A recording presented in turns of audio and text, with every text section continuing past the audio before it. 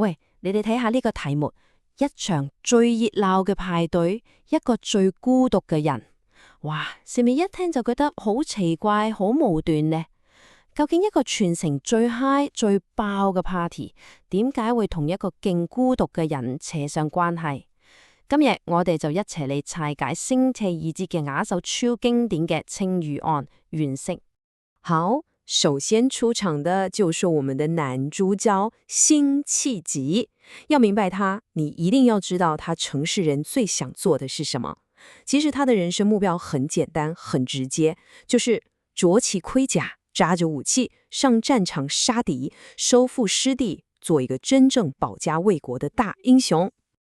不過呢，現實又是點樣的呢？現實就是他無單止上不到戰場，仲要被逼留在京城，日日對着官面靜兮兮的飲酒玩樂的官員，去參加那啲他根本完全沒有興趣的大型派對。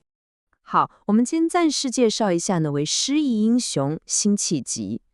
你哋要記住啊，辛棄疾呢個人，佢唔係淨係識寫詞㗎，佢首先係一個戰士，一個 warrior。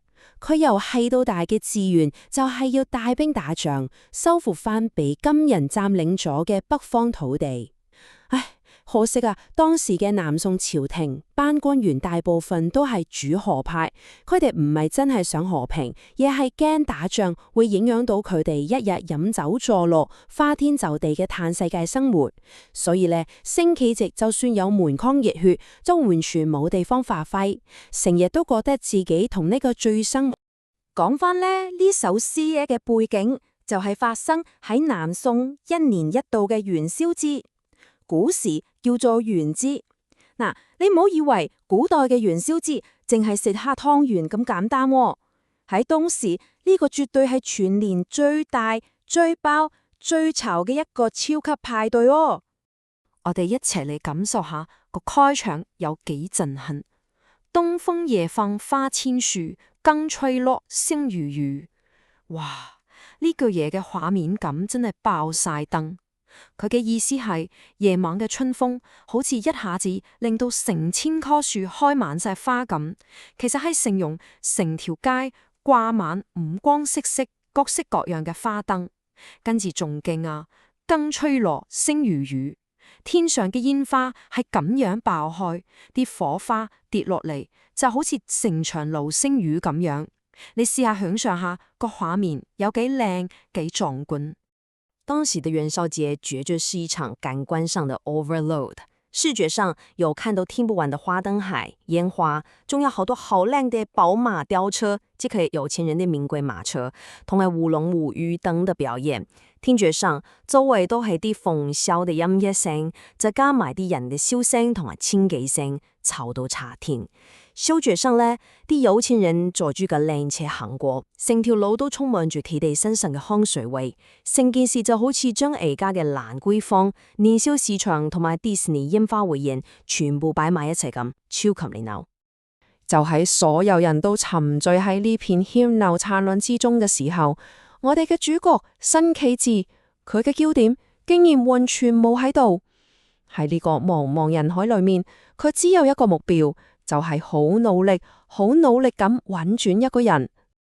佢見到好多打扮得好靚嘅女仔，頭上面戴住當時最潮嘅啞耳、雪料呢啲用金絲做嘅頭飾，一路行一路笑，身上仲有陣陣幽香飄過。但係呢啲女仔對佢嚟講，全部都只係過眼雲煙，一個又一個喺佢身邊行過，但冇一個係佢想揾嗰個。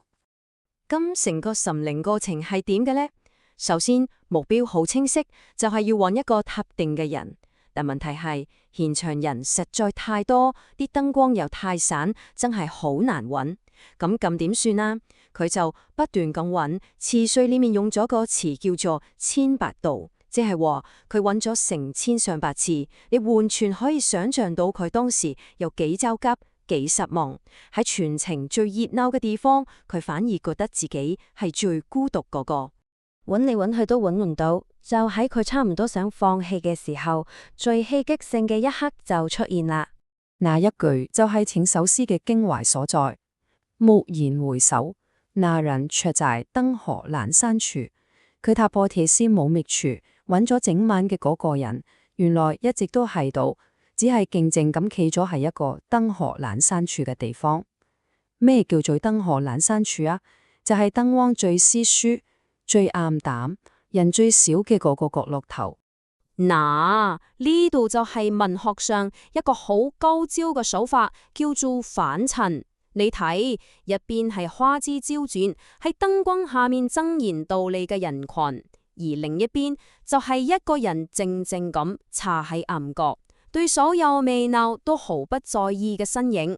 一個係喧鬧，一個係寧靜，一個係隨波逐流，一個係疑是獨立。透過呢個咁強烈嘅對比，嗰個那人嘅獨特形象即刻就凸顯咗出嚟啦。好，咁問題嚟話，呢個咁特別、咁有性格嘅那人，究竟係邊個？點解辛棄疾要咁辛苦去揾佢？佢估其實辛棄疾揾整嘅那人，並唔係一個真實存在嘅戀愛對象，佢更加識係一面鏡，一面可以反映到辛棄疾自己內心世界同埋理想人格嘅鏡。